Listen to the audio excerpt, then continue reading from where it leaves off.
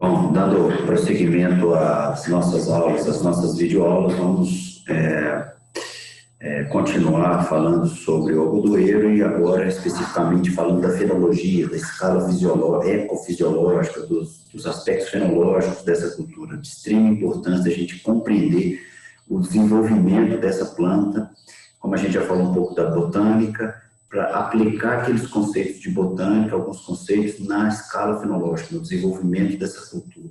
Tá bom? Então vamos lá. Bom, a primeira coisa que a gente precisa falar para vocês. A cultura do algodoeiro, ela não tem um ciclo tão curto como as outras culturas anuais. Então, se a gente pegar a cultura do milho, pode chegar a 105, 110 dias, mais precoce, mais tardia. Uma cultura do feijão, 90, 95 dias. Uma cultura das sojas mais precoces podem chegar aí próximo dos 100 dias. Uma cultivar, só para vocês terem uma noção, né?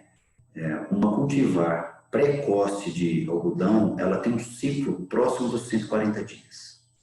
E uma cultivar tardia de algodão, ela tem um ciclo próximo dos 180, 190 dias. Então, é um ciclo longo, é um período longo que a cultura vai ficar no campo. E isso é um dos fatores que determinam a dificuldade da gente produzir algodão. A planta fica muito tempo no campo, ela fica muito tempo exposta a falta de chuva, praga, doença, problemas de nutrição, nematóides. Então, uma planta que fica exposta demais por muito tempo. E aí, a gente tem dificuldades. É desafiadora a cultura do algodão e é importante a gente ter essa noção, né? É difícil. Tecnicamente, ela é muito desafiadora. Mas é claro e é bem possível com base em conhecimentos e informações que a gente está passando para vocês. E no campo, a experiência de campo, depois que vocês estiverem no campo também, aos poucos vocês vão dominando todo o processo e bola para frente, tá bom? Então, mas vamos lá.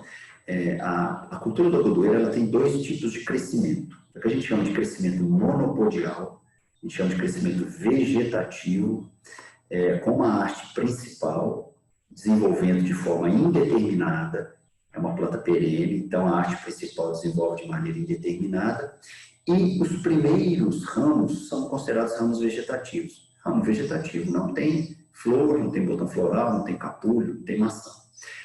A média, do primeiro ao quinto nó é considerado ramo vegetativo. Tá? Isso pode ser até o terceiro, pode chegar até o sétimo, dependendo da precocidade ou do ciclo mais tardio da cultivar. E nós temos nessa haste principal e nos ramos vegetativos as folhas que a gente chama de folhas dos ramos ou folhas da haste principal. Então todo nó se desenvolve uma folha do ramo ou folha da haste principal.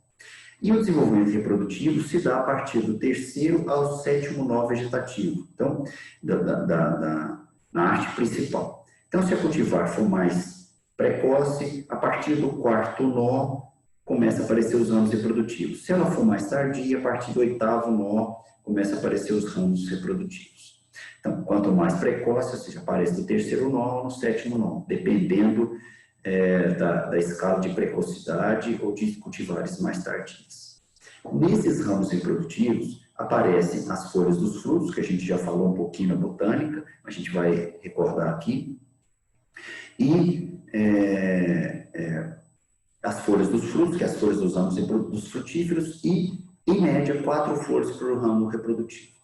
A gente já tem mais ou menos uma média do que a gente vai observar no campo em termos de florescimento, em termos de frutificação. Tá? Cada ramo frutífero tem uma folha do ramo vegetativo em cada ramo frutífero. Tá?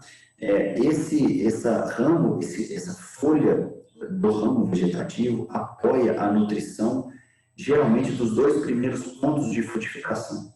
E aí a gente já tem uma informação importante. Geralmente, os 2 primeiros pontos de frutificação, os 2 botões florais de cada ramo reprodutivo, eles são maiores e têm uma qualidade, um peso maior, porque ele tem mais folhas fazendo a função de fornecer a energia para o desenvolvimento. A partir do distanciamento desses botões florais no ramo reprodutivo, você tem menos energia para suprir esse desenvolvimento desse botão. Então, geralmente os botões florais mais distantes do ramo vegetativo, eles são menores, têm menos peso do que os ramos mais próximos do ramo vegetativo, tá bom? Mas isso a gente vai falando para vocês. Em média, 4 pontos de frutificação, já foi falado, e uma folha em cada ponto de frutificação. Aqui eu já mostrei esse esquema só para a gente recordar esse esqueminha, né? Então, os 5 primeiros nós é de ramo reprodutivo, e depois aparecem os ramos vegetativos, né? E depois do 5º nó aparecem os ramos reprodutivos com os pontos de inserção de frutos, ou botões florais, flores, maçãs e capulhos, tá? Para a gente recordar também, né, que aqui é o ramo crescimento monopodial, ou seja, crescimento determinado da arte principal, crescimento determinado, a planta cresce o tempo todo. E a partir do 5º, 6º, 7º nó, começa a aparecer os ramos reprodutivos. Aqui, folha do ramo ou folha da haste principal.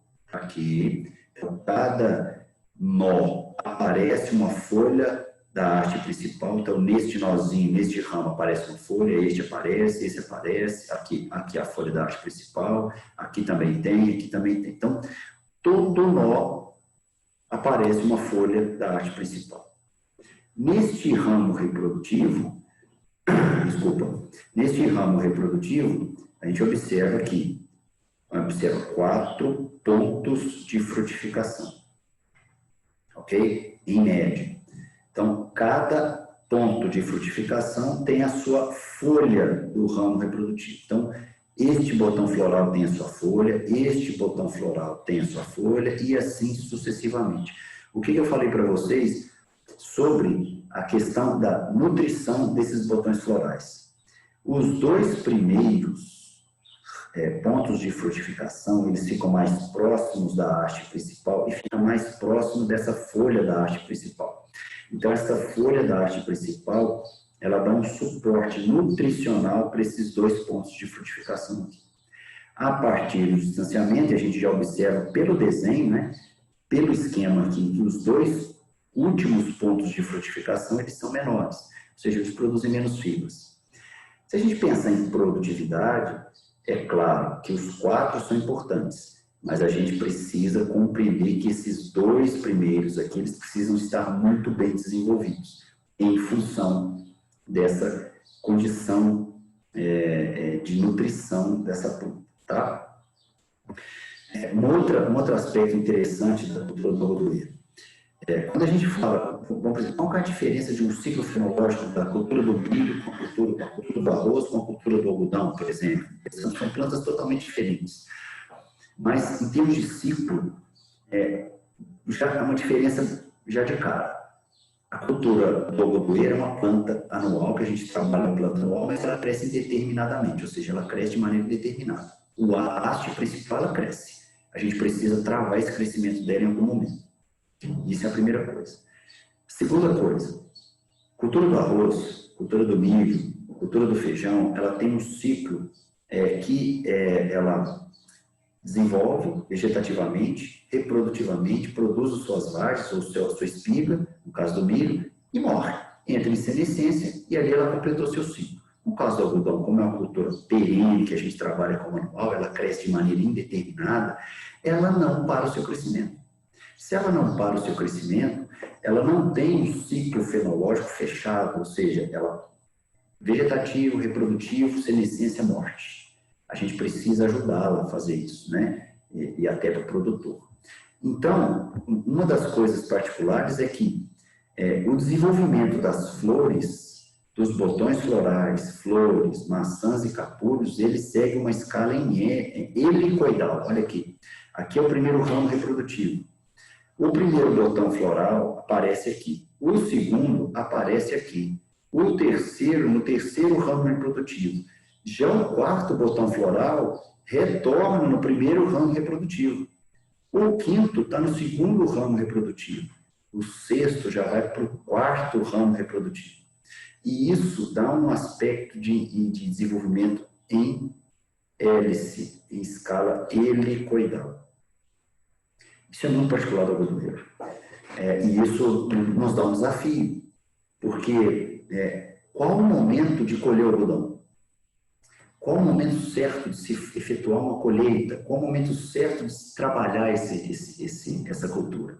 A cultura da soja nos dá já uma condição. Estágio R6, R7, ela já começa a amarelar as vagens, e aí a gente já começa o processo de dessecação, já começa a preparar a colheita. No caso do algodoeiro, não. O algodoeiro você vai ter botões florais desenvolvendo aqui na posição 11 do quinto ramo, já com capulho aberto aqui no primeiro ramo. Qual o momento da colheita? Esse é um dos grandes desafios da cultura do algodoeiro. A gente tem que trabalhar de maneira geral esse processo de colheita. Então, já vou adiantando. De maneira geral, a gente trabalha os 10 primeiros ramos reprodutivos.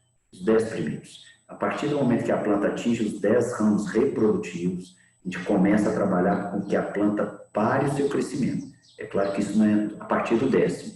A gente vai trabalhando essa cultura com reguladores de crescimento até ela chegar nos 10 ramos reprodutivos. Porque, de fato, são os 10, esses 10 ramos reprodutivos, de fato, que são os mais produtivos na planta.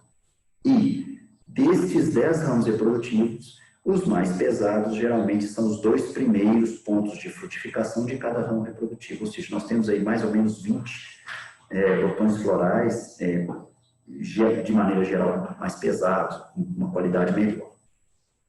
Então, se a gente pensa em 4 pontos de frutificação por ramo reprodutivo, em média 10 ramos reprodutivos, a gente tem um total de 40 pontos de frutificação na planta que a gente deseja, né, como sendo produtivo. E aí a gente começa a trabalhar essa escala fenológica e esse desenvolvimento dessa planta. Claro que nós vamos falar isso no momento que a gente for falar de uso de reguladores de crescimento, maturadores e desfolhantes, tá?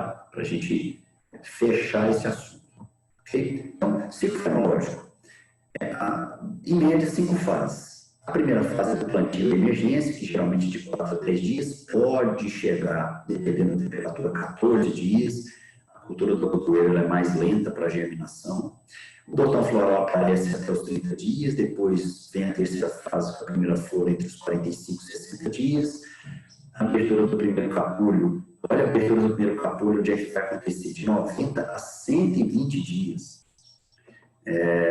E as maçãs completamente abertas, ou todos os capulhos abertos, se dá entre 20 a 180 dias, ou seja, o ciclo é muito longo, né? Então, a cultura fica muito tempo no campo, e é um desafio para nós. Muita praga, muita doença, muito efeito planta daninha, a gente vai falar muito sobre isso. Pensando em escala fenológica, em estágios vegetativos, passar aqui. Nós temos, então, vamos pensar aqui, em média, nós temos os 5 primeiros nós, eles são vegetativos. Então, nós temos do V0 ao V5. Como é que a gente define V0? V0 é entre a emergência da plântula até a primeira folha verdadeira. Qual é a primeira folha verdadeira?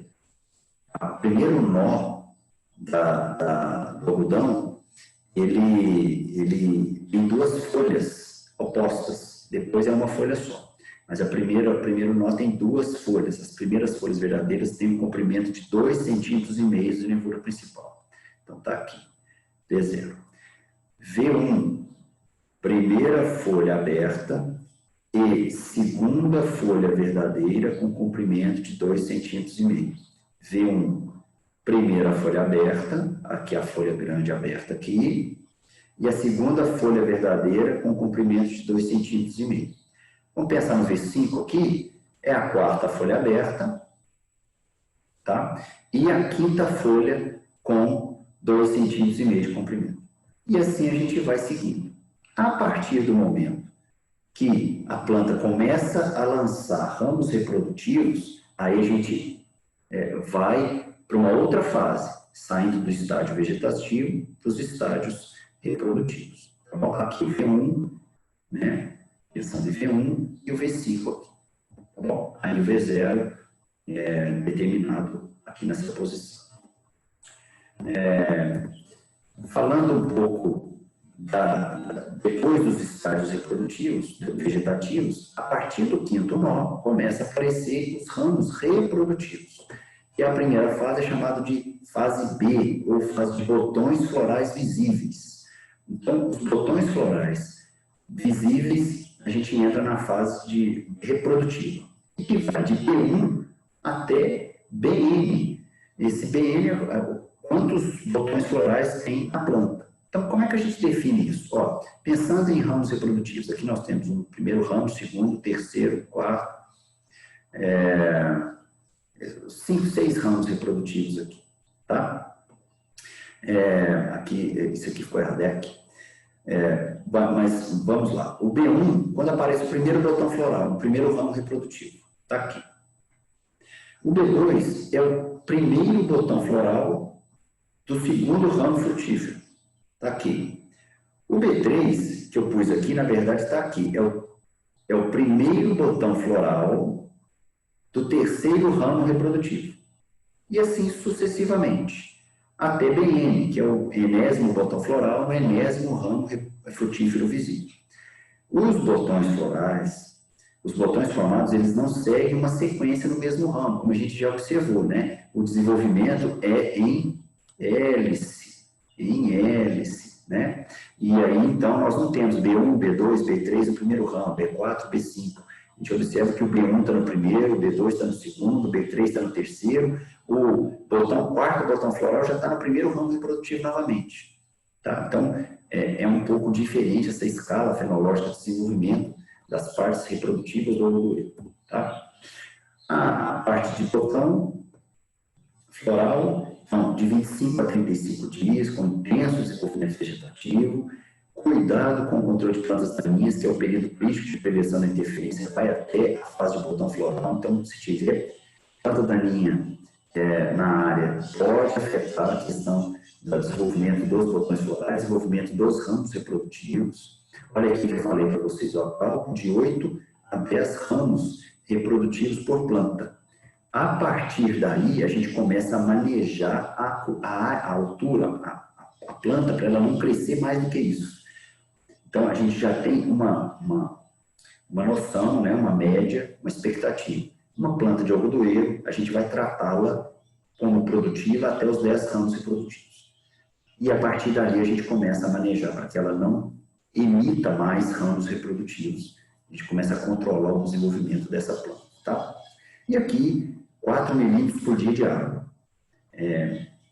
Só observando uma questão. A planta, como ela desenvolve de maneira indeterminada, ela precisa de água o tempo inteiro. Quando a gente pega uma cultura por exemplo, do milho, do arroz, né? Na hora que ele começa a entrar em senescência, entrou em senescência, os grãos já estão cheios, não precisa mais da condição de água. No caso do algodão, não. O algodão, como ele tem um ciclo diferenciado e tem botão floral desenvolvendo o tempo inteiro, flor, maçã e capulho, a planta precisa de água o tempo inteiro. Então, mais um desafio que a gente tem na cultura do algodão. Pensando em estágios de florescimento, a fase de flores visíveis, e aí a fase de florescimento segue uma sequência dos botões florais. Os botões florais não seguem uma sequência no mesmo nome, mas as fases de flor seguem. O botão, então, o primeiro botão apareceu, a primeira flor vai aparecer logo em seguida, e assim sucessivamente, né? Então, a primeira flor aparece aqui, lembrando, como eu falei na aula de botânica, as flores, quando recém-abertas, elas são claras, cremes, brancas, e depois do processo de polinização, elas começam a ter uma coloração mais arroxeada. Então, as flores visíveis começam a aparecer entre os 14 a 16 nós da haste principal, lembrando o seguinte, 5 ramos reprodutivos, depois mais 10 nós, né, de ramos reprodutivos, 5 ramos vegetativos e mais 10 ramos reprodutivos, e aí aparece aqui nesse momento. Então, vai de F1 até Fn, dependendo da quantidade de flores e de ramos reprodutivos que a gente tem. Então, flor F1, flor no primeiro ramo frutífero. F2, primeira flor no segundo ramo frutífero. F3, primeira flor no terceiro ramo frutífero. Olha aqui, ó, F3. primeira flor do terceiro ramo frutífero. F4, primeira flor do quarto ramo frutífero e assim sucessivamente. Aqui já é a fase de capulho, ou fase de maçã visível, transformando em capulho. Então, depois do botão floral, flor, ocorreu a polinização, a maçã aparece, e aí essa maçã começa a se desenvolver. Então, segue também uma sequência do aparecimento de flores. As flores seguem uma sequência do aparecimento do botão floral, e a fase C1, a fase de maçã visível até capulho, é a fase que segue uma sequência do aparecimento das flores. Então, aonde é C1? Aonde é B1? Aonde é F1?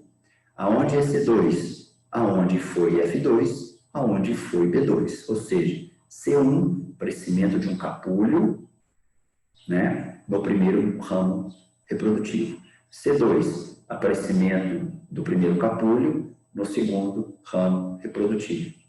C5, primeiro capulho no quinto ramo reprodutivo, tá? 1, 2, 3, 4, 5. C5, aparecimento do primeiro capulho no quinto ramo reprodutivo. E assim, numa sequência, tá? Das maçãs até o capulho, as plantas devem possuir de 9 a 10 ramos reprodutivos, que são os mais produtivos. Tomar cuidado, e aí eu vou dar uma atenção maior a essa questão. Nós temos problemas no algodoeiro com dias nublados de baixa insolação. É comum o abortamento natural de botões e maçãs jovens, é comum isso. E aqui precisa de mais água do que realmente as fases anteriores. A planta está maior e tem mais botões florais, tem mais flores, enfim, a planta precisa de mais de água. Bom, antes de entrar nesse shedding do algodoeiro, né, o que eu queria falar com vocês? A questão do aspecto morfológico da planta. A planta do algodoeiro é uma planta de crescimento determinado e as folhas delas são grandes e pecioladas. O que acontece? Muitas vezes as folhas sombreiam as folhas de baixo, ou a parte baixeira. E a planta ela não consegue ter uma exposição muito grande ao sol. Então, é uma planta muito sensível, com desenvolvimento radicular já um pouco sensível, porque ela não ocupa um volume de solo, ou seja, ela não consegue absorver uma quantidade grande de água justamente de macro e micronutrientes, então ela é uma planta mais sensível. Para fazer fotossíntese, precisa de exposição de folhas ao sol. Se há um sombreamento muito grande de uma folha de cima para de baixo, a planta também sente uma falta de processo fotossintético, principalmente quando o dia está mais nublado. E aí o processo fica mais prejudicado ainda. Quando ocorrem esses fatores, né, em conjunto, a planta, como é de crescimento indeterminado, ela começa a ser induzida a abortar. Então ela começa a ter o que a gente chama de shedding do algodoeiro. É uma abscisão natural das estruturas de produção do algodoeiro. Em função da baixa eficiência fotossintética, que a planta geralmente tem, uma planta C3, ela não é eficiente fotossinteticamente como uma planta C4, por exemplo. E as plantas, como elas têm as folhas são horizontais, elas sombreiam as de baixo. Então a gente tem o que a gente chama de distribuição regular de luz no dossel da planta. Aliado ao hábito de crescimento indeterminado, a planta começa a ter essas abscisões naturais nos ramos reprodutivos. Tá? Então, aqui, só para vocês terem uma ideia, a distribuição desigual de fotossingulados para os frutos pode acontecer uma queda de 60% de perda dos frutos totais. Olha que importância que a gente precisa dar para uma questão de adubação correta, nutrição, espaçamento, densidade populacional, para que essa planta possa se desenvolver bem e sendo bem exposta a uma condição de luminosidade, temperatura, para que ela consiga se desenvolver. Porque senão há abortamento. Isso é uma condição natural, já é uma condição natural. E se a gente forçar mais isso, a gente vai ter mais perdas ainda. Então, aqui, ó, as causas. luminosidade baixa, condições hídricas, ou seja, isso já é natural, né? Falta água ou falta luz, a planta começa a ter esse comportamento. Mas pode ser ataque de insetos, pode ser ataque de ácaros, pode ser ataque de doenças como bactérias e fungos, e pode ser uma questão fisiológica. Por exemplo, a planta ela tem algumas modificações de níveis hormonais, de auxina para ácido cítrico, ou seja, hormônios de desenvolvimento, hormônios de senescência, auxina, giberelina, citocinina contra etileno e ácido cítrico. E aí surgem camadas de abscisão nos pontos de frutificação, o que pode levar a esse abortamento, que a gente chama de shedding do ovodoído. Então, ó, duas causas, podem ser causas naturais, mas também podem ser causas de falta de luz, de condição hídrica, de inseto, de bactéria, ou uma questão fisiológica mesmo, tá bom? Aqui, só para a gente finalizar, mostrando a questão da temperatura, né, com uma porcentagem de abscisão, né? Quando a temperatura aumenta demais, 40, 32, a gente encontra uma porcentagem de abscisão grande, ou seja, a planta também não suporta uma temperatura muito alta, né? Apesar dela ter uma plasticidade muito boa em termos de desenvolvimento, tanto no hemisfério norte quanto no hemisfério sul, mas pode acontecer uma abscisão muito grande, né, de frutos, ok? Uma outra condição, por exemplo, a questão das taxas de fotossíntese quando as plantas são nubladas, né, quando as plantas sofrem um processo de sombreamento, só vocês terem uma ideia, né? Esse aqui é um trabalho que foi publicado, né, que está nessa apresentação do professor Saul. Quando uma planta ela é sombreada, você tem uma produção menor quando uma planta é completamente iluminada. E se ela for densamente sombreada, olha só, a produção fotossintética dela cai vertiginosamente. Então, assim, nós precisamos tomar conta disso. Como é que a gente reduz esses problemas de luminosidade? De alguma maneira. A gente precisa, primeiro, colocar em épocas, a época correta de desenvolvimento dessa planta, né? Semeadura na época correta para desenvolver uma planta de verão, lembrando, e tomar cuidado com a população final de plantas e espaçamento.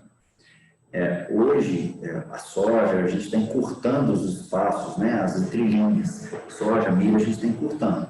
No algodão, a gente ainda não faz esse encurtamento, apesar de já ter áreas com espaçamentos um pouco mais reduzidos, mas em função dessa questão de luminosidade e sombreamento dessa planta uma na outra, pode acontecer essa redução de produção fotossintética. E aí, a gente tem redução de produtividade, começa a ter um problema de shedding do algodoeiro, pode ter um problema de abortamento de flores e queda de estruturas reprodutivas. É o que a gente não quer. Então, é mais um desafio que a cultura do algodoeiro nos proporciona no momento do campo. Ok? Bom, aqui vai finalizando essa parte fenológica.